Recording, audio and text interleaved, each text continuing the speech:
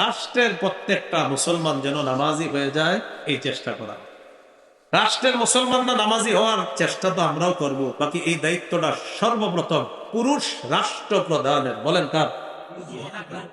আরো জোরে বলেন, এই পুরুষ শব্দটা আরো জোরে বলেন। বলেন,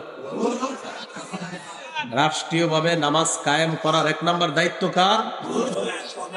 পুরুষ রাষ্ট্র প্রধান।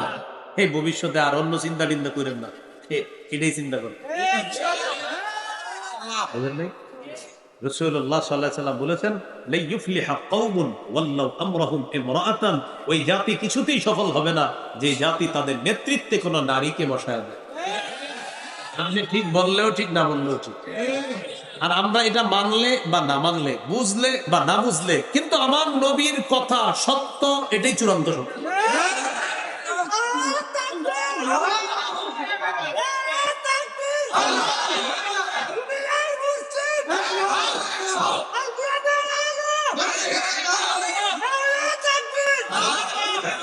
এখন আদর্শ রাষ্ট্রনায়ক কে হবে? সূরা হজের 41 নম্বর আয়াতে আল্লাহ বলেন, আল্লাযীনা ইম্মাক্কান্নাহুম ফিল আরদি আকামুস সালাহ ওয়া আতাউজ যাকাত ওয়া আমারু বিল মারুফি ওয়া নাহাউ আনিল মুনকার। আমি যাদেরকে দুনিয়ার শাসন ক্ষমতায় বসাই, তাদের 1 নম্বর কাজ আকামুস সালাহ, তারা নামাজ কায়েম করবে। 1 নম্বর কাজ কি হবে? নামাজ কায়েম করবে। 2 নম্বর ওয়া আতাউজ যাকাত, তারা যাকাতের বিধান চালু করবে রাষ্ট্রীয়ভাবে। 3 নম্বর ওয়া আমারু বিল মারুফ, সৎ কাজের আদেশ করবে। 4 নম্বর ওয়া নাহাউ আনিল মুনকার, অসৎ কাজ থেকে নিষেধ করবে। এরকম জানি আমাদের কপালে আছে কিনা আল্লাহ জানে। আমাদের কপালে আসবে ইনশাআল্লাহ, যদি আমরা অভিভাবক আল্লাহরে মানি। কারে? বলেন কাকে? আমরা বারবার এক তাগুত ছেড়ে আরেক তাগুতকে অভিভাবক বানাই, তাই আমাদের ভাগ্যের পরিবর্তন হয় না। আমরা পশ্চিম ছেড়ে পশ্চিমাকে ধরি, তাই বৃষ্টি থেকে বাঁচার জন্য ঝর্ণার নিচে এসে দাঁড়াই। কিছু বুঝলেন? পশ্চিম ছেড়ে পশ্চিমা ধরি, বৃষ্টি থেকে বাঁচার জন্য ঝর্ণার নিচে এসে দাঁড়াই, যেন পানি না লাগে। কি না লাগে? বৃষ্টি থেকে বাঁচার জন্য কিসের নিচে? যেন কি না লাগে। একটারে ছাইরা আরেকটারে ধরি, গোলামের রুশি আমাদের গলার মধ্যে দিয়ে দেয়। 47 জন প্রেসিডেন্ট পরিবর্তন করলো, একজনও নারী বসায় না। আর আমাদের কপালে খালি এটারে চাপায়া দেয়, আমাদের গলার মধ্যে রশি ঝুলায় আমাদেরকে গোলামের জিনজিরে আবদ্ধ করতে চায়।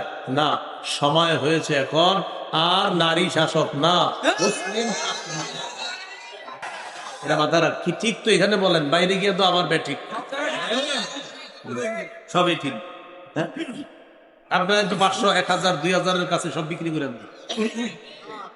এই জন্য ভাই মনে রাখবেন, এরকম একজন রাষ্ট্র শাসক আমাদের দরকার, রাষ্ট্রনায়ক দরকার। এই জন্য আমরা আল্লাহকে অভিভাবক মানতে হবে। সূরা বাকারা 257 নম্বর আয়াত, আপনার 3 নম্বর পারা 2 নম্বর পৃষ্ঠা আছে। আল্লাহ তাআলা বলেন, আল্লাহু ওয়ালিয়ুল্লাযীনা আমানু, যারা ঈমানদার তাদের অভিভাবক আল্লাহ। সূরা মাইদা 51 নম্বর আয়াত, 6 পারা 16 পৃষ্ঠার শুরুর লাইনটা, ইয়া আইয়ুহাল্লাযীনা আমানু লা তাত্তাখিযুল ইয়াহুদা ওয়ান নাসারা আউলিয়া, হে ঈমানদারগণ, ইহুদি খ্রিস্টানদেরকে অভিভাবক বানায় না, তোমাদের অভিভাবক আমি আল্লাহ। আফগানিস্তান আল্লাহকে অভিভাবক মানছে, সফলতা ভোগ করতেছে। 3 বছর আগে কেউ গনে নাই, এখন আফগানিস্তান বলে কাউকে গোনার টাইম নেই। আল্লাহ সবকিছু ঠিক বাইরে যায়ও ঠিক রাখার তৌফিক দান করেন। যে কথাগুলো বললাম শুনলাম, আমল করার তৌফিক দান করেন। মনে